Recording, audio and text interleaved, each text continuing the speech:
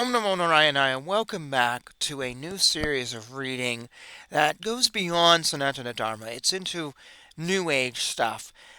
And while this might seem off topic, I often touch on New Age things on this channel, and I think New Ageism really draws on so much of Sanatana Dharma and Hinduism, and then sadly regurgitates stuff and sends it back, and I see Hindus who believe in stuff that's really coming out of Madame Blavatsky or New Age ideas and has nothing to do with Sanatana Dharma, isn't in any scripture at all.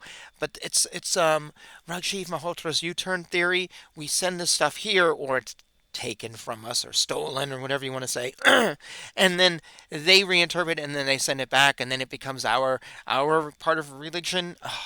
It's oh, it's a thing that's actually harmful. It's destroying Sanatana Dharma as we become more and more New Agey.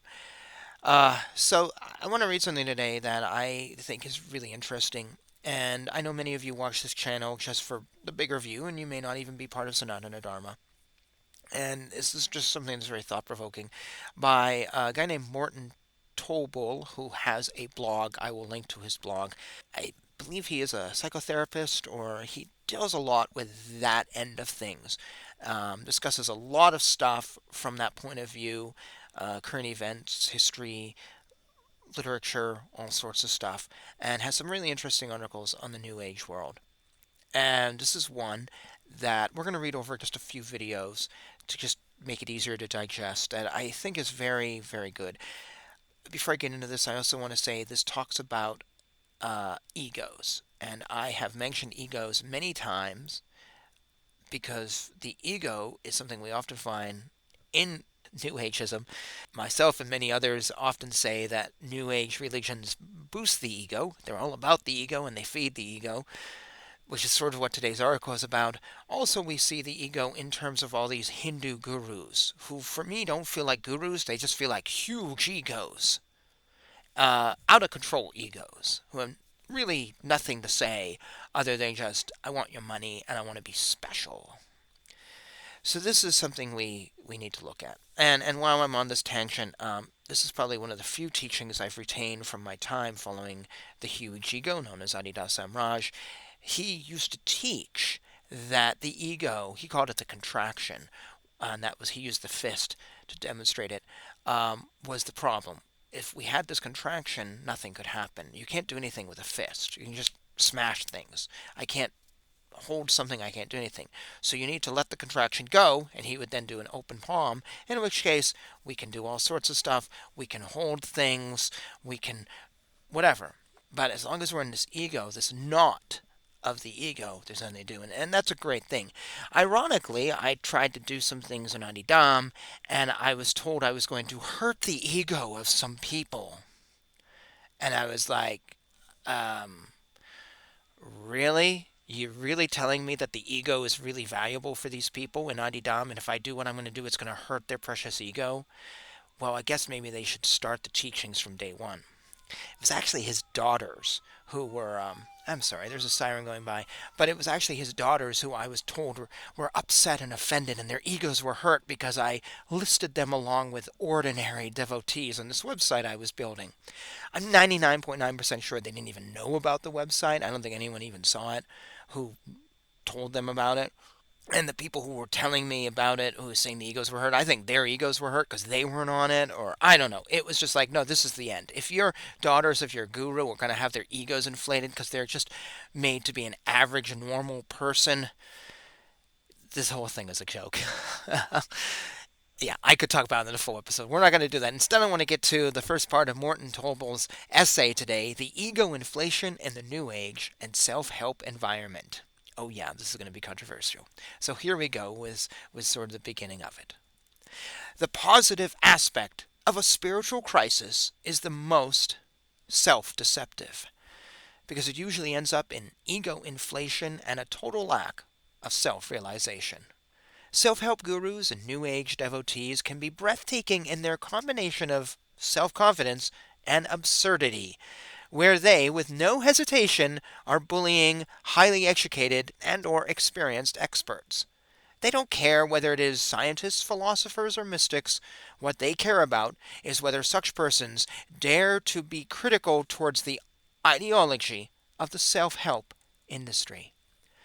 The reason is that the subjectivism and relativism in these environments, as well as in many other areas, eliminate critical thinking and discrimination, and thereby make you vulnerable for magical thinking and ego inflation.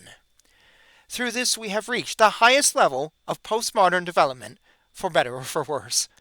The same fully individualized core of personality which makes us able to step out of the past fixed and subconscious attachment has itself become our main interest, center for our identity in a degree that almost all our awareness are directed inwards in a globally seen exceptional narcissism. Individually, we have created a large-scale self-image, which in a quite high degree is based on assumptions. This self-image we almost continuously defend by filtering the impressions we receive from the world. We want to be in peace with our self-images, and quite conveniently, we therefore have created a cultural pluralism, that being cultural relativism, which forbids actual value judgment.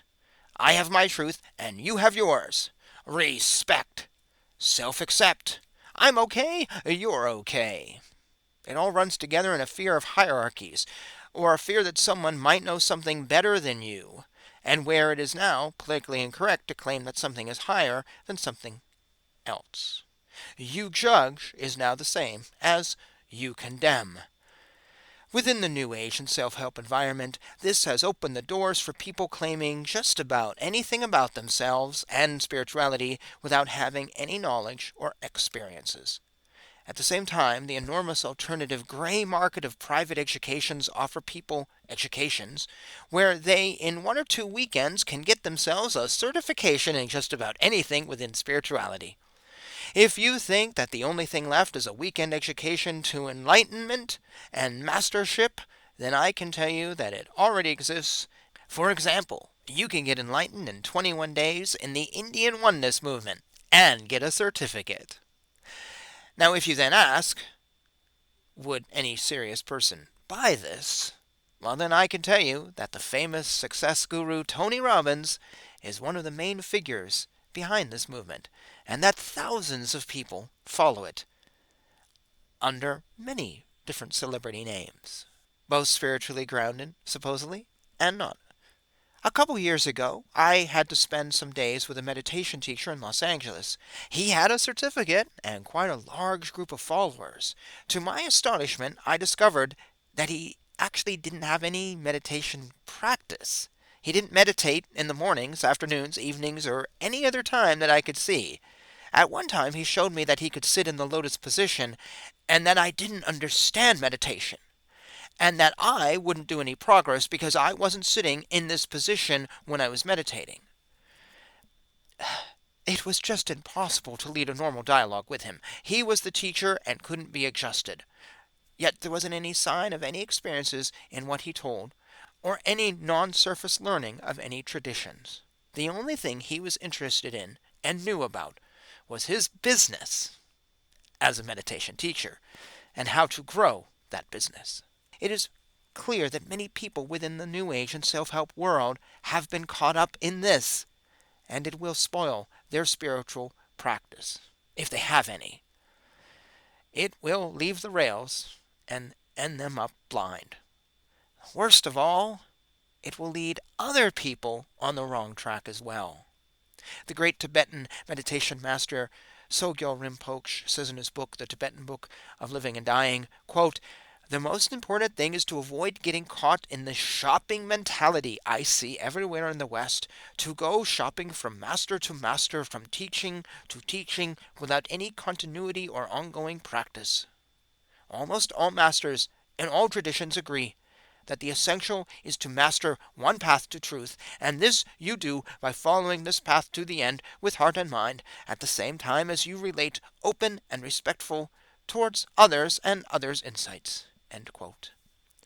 Ego inflation happens when the ego has embezzled itself energy, which rightly belongs to the collective time. The collective time manifests itself in a wide and indefinite area. For example, it could be a broad spectrum of common human activities and organizations to be called manifestations of the collective time. Parties, state formations, wars, work communities, concerts, clans, tribes and sects, mass psychological phenomena, religious parishioners, fashion streams, group souls, etc., etc. When the ego is getting inflated, there comes a feeling that the old ego has been altered, even disappeared. This feeling is sensed as being good, it is positive, and it can even be a peak experience. The illusion is that the ego actually hasn't disappeared, but instead has been inflated. Therefore, the dark side of the ego, the whole complex of thought distortions, has also been inflated. Ego inflation is the cause of the sense of improvement, healing, or religious experiences people can have when, for example, working with therapy or coaching, healing, clairvoyance, or when they have discovered a new ideology, religious or political. It is closely related to thought distortions such as subjective validation, groupthink, communal reinforcement, illusion of control, classical conditioning, and placebo effects. Now, there are three main forms of ego inflation: intellectual, identifiable, and euphorical inflation. And we will discuss those in the next few videos. We're going to pause here, and there is a lot I've just said. It's worth it to go back over and listen to it again. I also have to make note that I've done some editing, so Martin, if you've heard this, my apologies. There was some things as I was reading, like, oh, okay, this word isn't quite right. Just try to make things clear. Sorry about that. Once in a while it happens. I do that to the scripture readings that are poorly translated too, just so you know. But it's a pleasure to read this, and I'm glad I found your website, and I hope others find it a pleasure too. So please stay tuned to this new short little series where we read this little essay on ego inflation, which might be one of the most important things I've said on this channel in a long time, believe it or not. I really think this is an important topic. All right, Jai Shri Krishna.